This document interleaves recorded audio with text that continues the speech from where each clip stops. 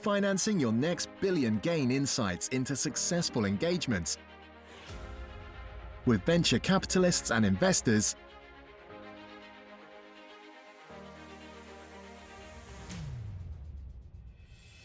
Get ahead of industry trends, hear from industry leaders, influencers, founders, policymakers, and governments.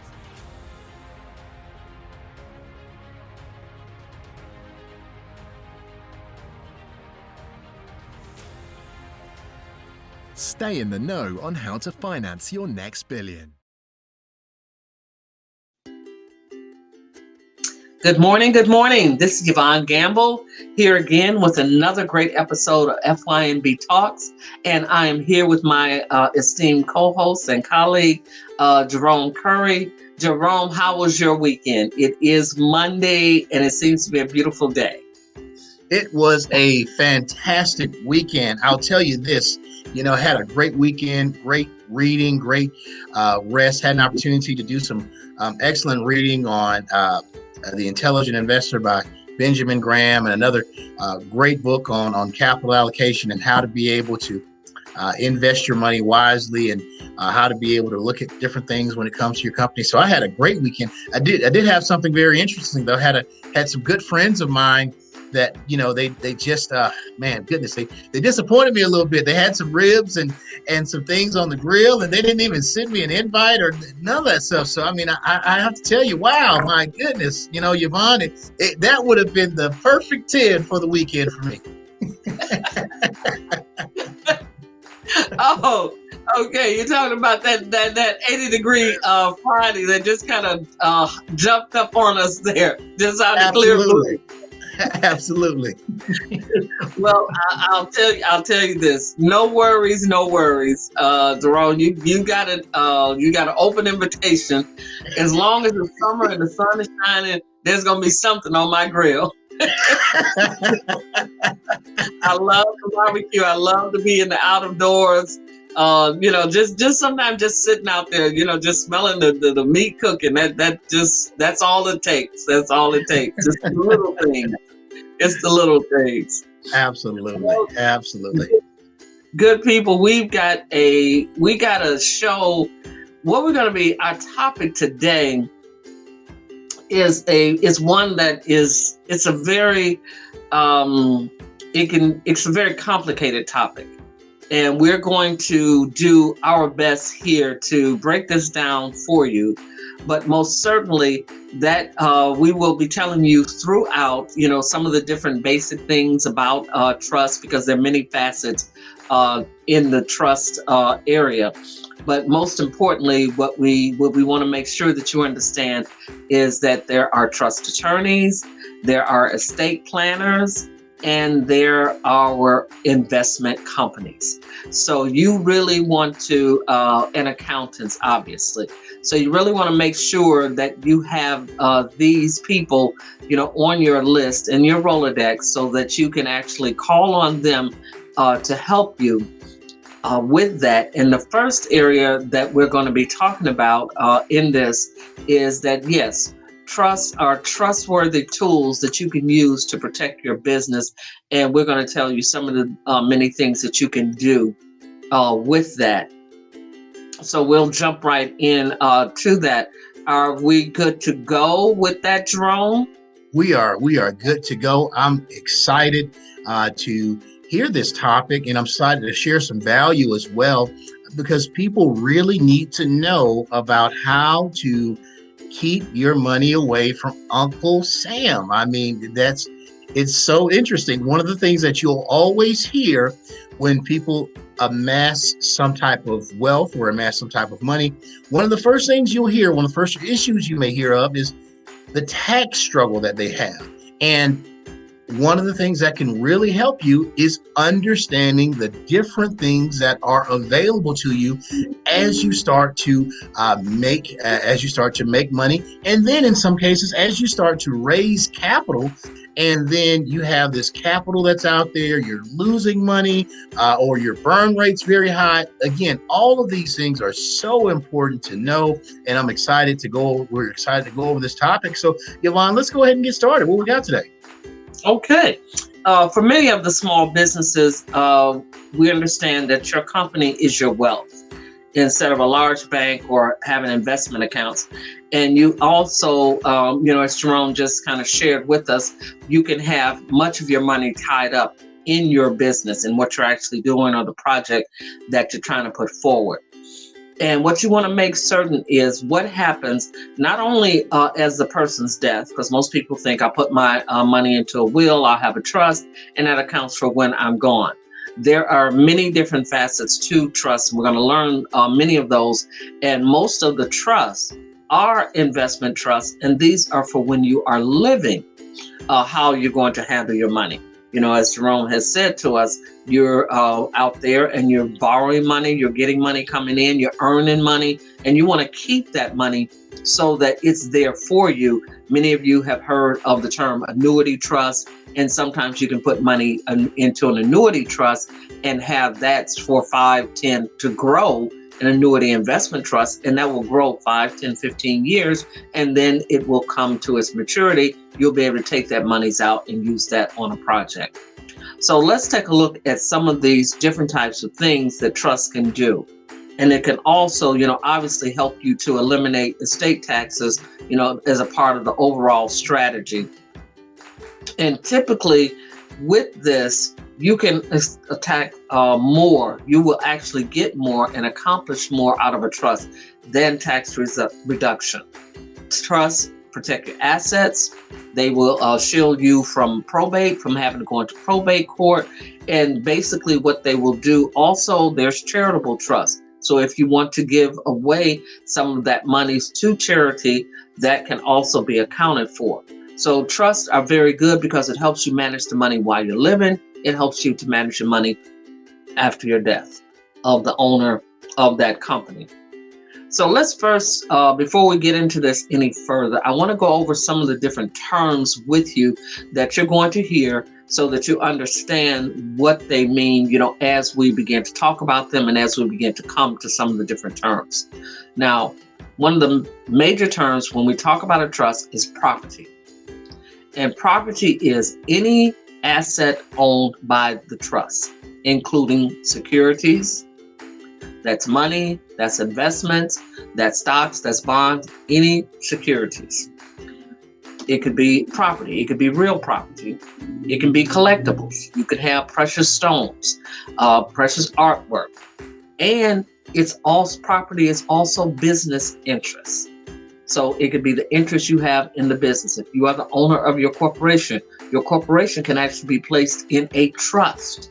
And then if you, whatever, to the extent of whatever amount of ownership you have in there, that would be the business interest. You may only own 50% or 70% of the business, depending on what it is.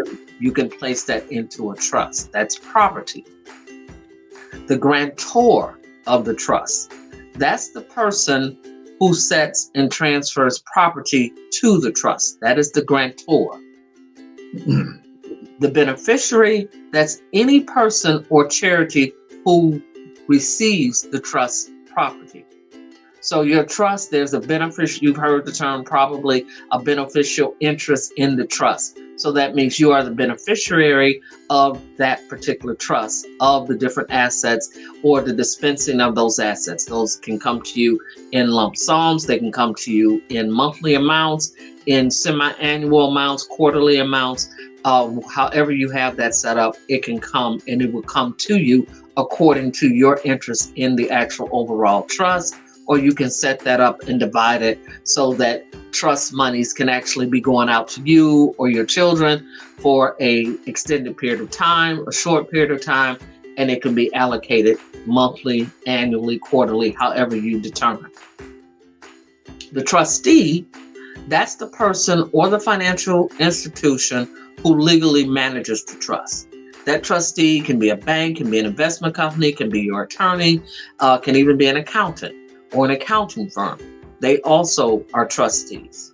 And the trustees would be anyone that you designate to be the trustee over that trust. Can be a family member and they take over. Sometimes parents will have a family trust And then what they will do is they will name the trustee as, perhaps the oldest child, the youngest child, or, one of their children would become the trustee of that trust.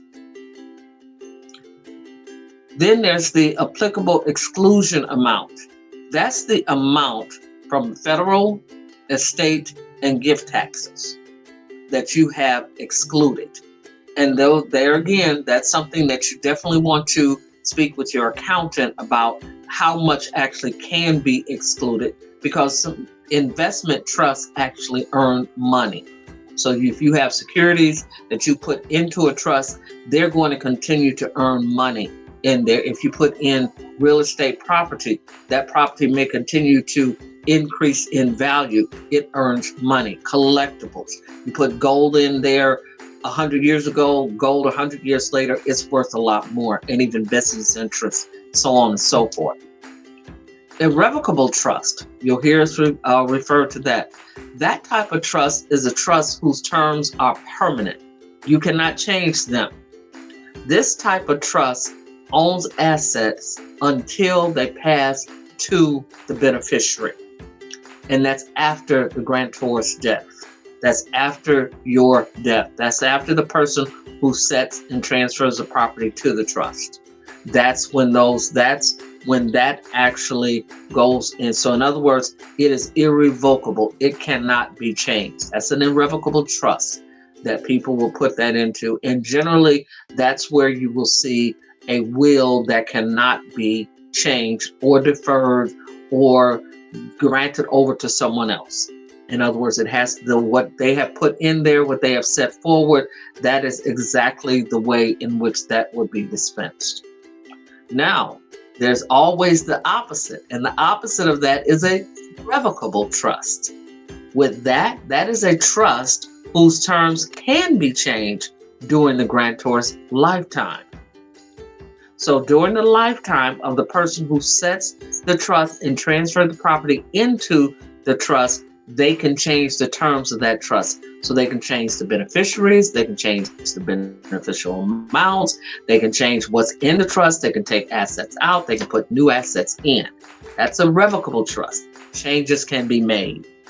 This type of trust does hold assets until the term of the trust dictate where the assets go next. So generally, what you would think of as someone has a home. They may have a home that they want to set that home so that it is not sold and it is a family. It stays in the family. So what would happen is it would be termed in the trust to something to say, such as the house stays ownership of this family, and it can own this asset can only be changed from one owner, one beneficial owner to the next beneficial owner. So that way it can pass down from generation to generation, but it can never be sold. That may be one of the things that you would have in a revocable trust for assets. So let's look at a hypothetical example. You're the guarantee of a revocable trust. You're widowed, or you may be single, so your federal exclusion is slightly over $5 million. And these exclusion and exclusionary amounts that we're speaking about on here, this pertains to the United States. In your respective countries, these amounts may be different, and you definitely want to make certain that you are keeping up with your trust accountant and your trust attorney, because they can tell you as the different laws change and if these amounts change. So let's say you transfer $1 million in assets into the trust. When you die, your heirs have to pay federal estate taxes on anything over $5 million. And if you had $6 million in total assets, but you carved out $1 million and you gave it to the trust, whose assets or estate would be tax-free. So therefore, as long as your exclusion is slightly over $5 million. So that means anything up to that amount is tax-free. So now you can see how a trust can actually work for you in a very simplest form. You want to make certain that you always are taking care of trust specifics, such as the guarantor, who you choose and how they want to eventually transfer the assets in. Take very good care in this and who that person is going to be. That's not simply it's not always the oldest person or, what have you. You're going to have to look and determine who is best. And that's why many times what most family offices will do, or even business offices, they will kind of divert to the trustee as being an attorney's firm, or the trustee as being an investment company, someone who has an unbiased and pretty much an overview way, a money manager. They're managing the wealth of the family. They're managing the wealth of the business, and they have no personal interest in what happened or what does not happen. And they will simply dispense it to the letter of what the trust actually says and what that grantor actually wants to have done. So you want to take those things into consideration when you're doing this. What you want to do, your game plan, I would say going forward, is to go out. You can go out to lawyers.com, find law, nolo.com for to look for attorneys, to look for estate planners, and making certain that you have all these things in place before you actually set up the trust, or as you are setting up a trust. And also keep this in mind. You can have several different trusts. You can have a irrevocable trust. You can have a charitable trust. You can have a revocable trust. So you can have many different trusts to serve the different needs that your company may have. I'm going to turn it over now, and we're going to talk back to Jerome, and Jerome is going to tell you some of the benefits of what it would be like to use a trust as a credit shelter. Jerome, can you kind of give the people an idea of how that might help them? Absolutely. One of the things that I would certainly say is, as you're beginning to understand how trusts work, and as you're beginning to build that team, just making yourself aware of what's out there and available for you. When we talk about the credit share trust and how those actually work, well, let me just go over a couple of pieces for you. One of the things that happens with a credit share is this works best. This credit shelter, also known as a bypass, it ensures that if you're married, your estate gets what's left of you and your spouse's entire estate tax exemptions. So if you think about it like this, if we're looking back at what Yvonne said, when it came to the revocable or the irrevocable trust, or the many types of trusts out there, you want to make sure that you're able to get the maximum exemption that's available. So the credit shelter trust allows you to be able to do that. It's also known as the bypass or the AB trust. So now what this trust does, the federal estate tax exemption now exceeds $5 million per person. So by having this trust for you and your spouse, it now exceeds $5 million per person. So what you want to do is really talk with your state attorney and really talk about the different types of opportunities that would be available for you. So here's how you can use and potentially lose that credit shelter trust. Now, understand this. We know, and as you can kind of understand, credit shelter tax and trust, they're a little bit complicated. But what you want to do, get with your estate tax attorney and understand some of the basics and understand some of the things that really would be able to help you. Now, this credit shelter trust is really powerful because it allows you to be able to have an exemption that could exceed the $5 million amount. Now, what can happen though, you can also lose it if you're not abiding by the guidelines that are there. So again, it becomes so important to have that estate tax attorney really go over how you can maximize your exemptions and how you can really move forward with that credit shelter. Now, here's the other thing. One of the other things that you want to take a look at as well is how you're going to be able to protect your family in the event something were to be able to happen to you. So this, a lot of times you may have a couple, you may have a spouse, or you have you're married and the spouse, one spouse may have the business and the other may not be a part of the business.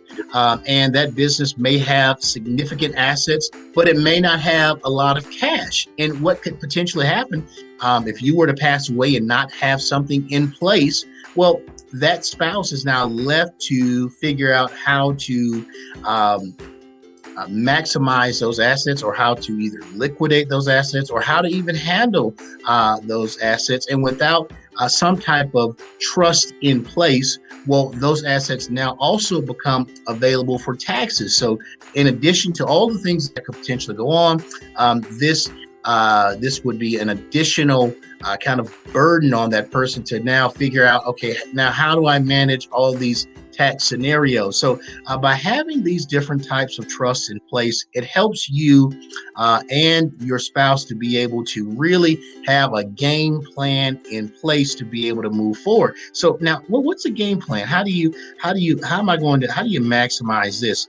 Well, one of the things that you certainly want to do is really take a look at some of the things that we're going to mention later on, which is potential life insurance policies, which helps you to be able to shore up some of those areas where you may have more assets than cash and you're looking at some type of tax liability. And also as well, creating this shelter and having the shelter in place where you're able to shelter a portion of your trust, shelter a portion of your assets.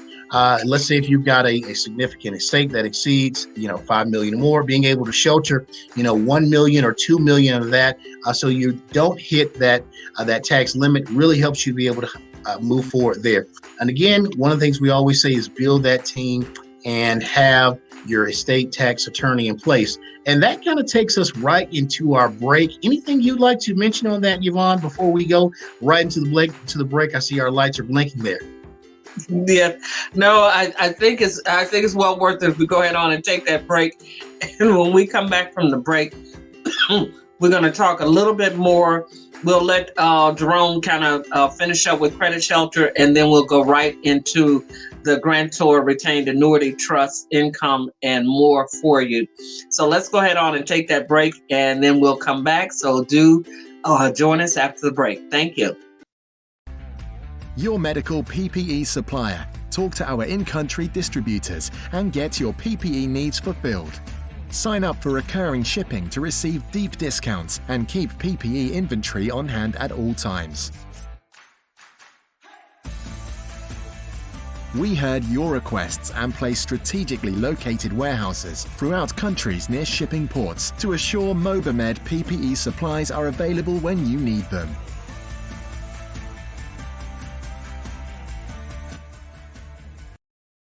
Welcome back, audience. Thank you again for joining us for Financing Your Next Billion Talks. I'm your co-host, Jerome Curry, with your other co-host, Yvonne Gamble, and we're talking about trust today.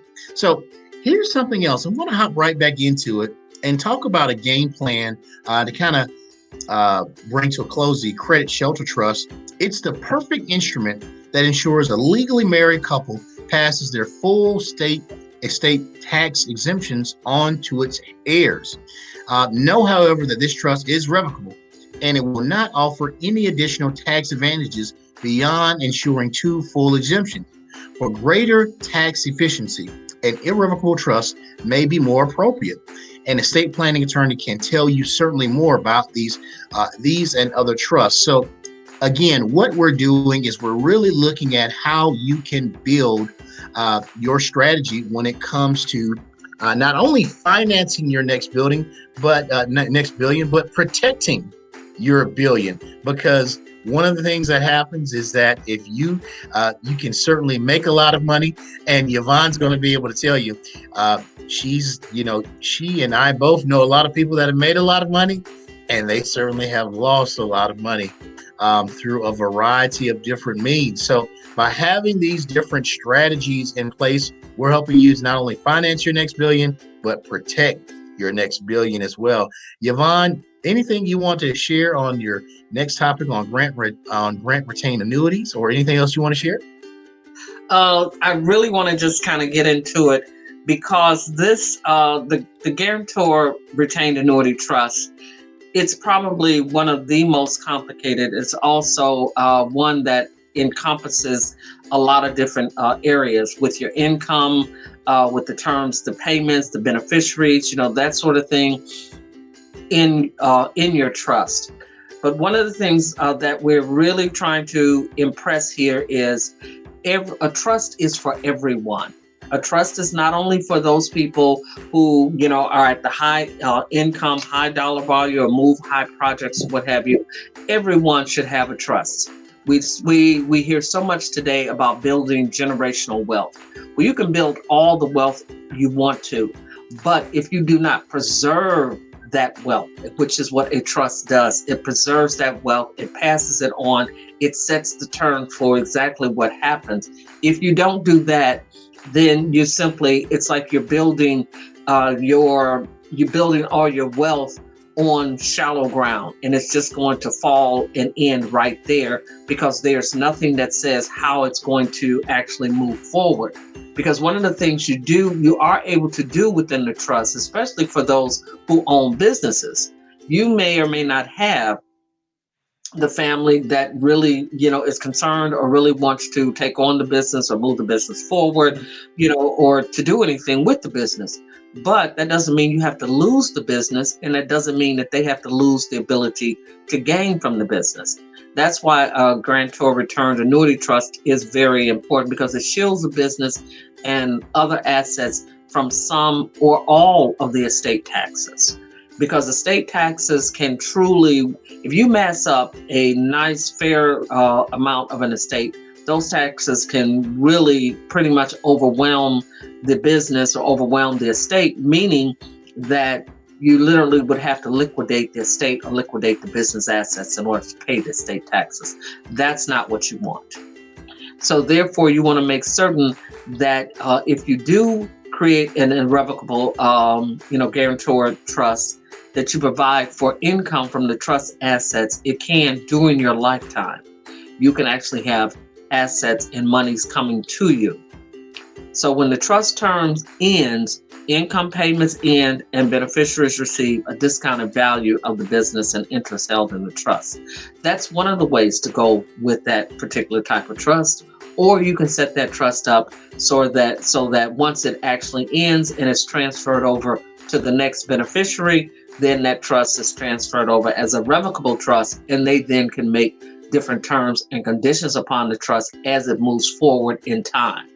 So these are the types of things that you want to be looking at and you want to be speaking about and talking to when you're setting up and speaking to your trust attorney, when you're talking to your trust accountant, so that you make certain that you're cared for while you're living, and then you're cared for afterwards. Your estate and the wealth that you've massed up is actually going to be cared for.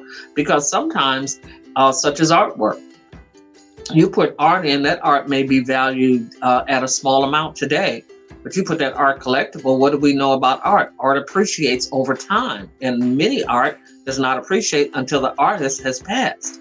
So therefore, if that art is sitting in a trust, it maybe did not draw you a favorable dollar amount, but it definitely can draw your beneficiaries a favorable amount, because now it would have increased in value, and now they can have access to that amount on, say, a monthly or annual or quarterly basis. So you have to think in terms of that.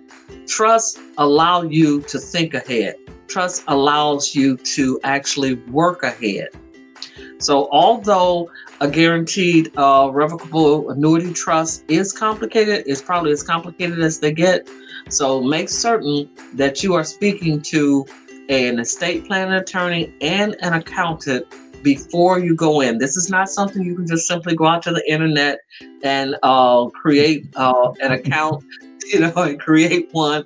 It's not something like that. No, this is something that you definitely want to have these planners in and speaking about this. And then you want to make certain that as you go forward in time, that trust has caveats in there that's going to allow it to move forward in time, and therefore it does not stagnate you today, nor does it stagnate your beneficiaries when they actually now are the ones who are having to carry forth with this trust. So those are just some of the things that we really wanted to share with you about trust and about this subject. And we'll be talking some more about, life insurance, trusts, and some other different things that we have in one of our other upcoming segments. But we wanted to leave you right there with it. And if you had any other words of encouragement that you could provide to them, Jerome, any other words that you wanted to say before we close? Absolutely. For those who, for those who fail to plan, it often ends in failure. So, failure to plan, for your future, failure to plan for what you want to accomplish often leads you in a place of being subject to whatever happens or whatever the court's will may be. And we're giving you information that's going to help you to not only build your business, but protect your business and then create generational wealth. And that's what we're all about here at Financing Your Next Billion Talks. I'm Jerome Curry. That's Yvonne Gamble. And we're saying have a fantastic week.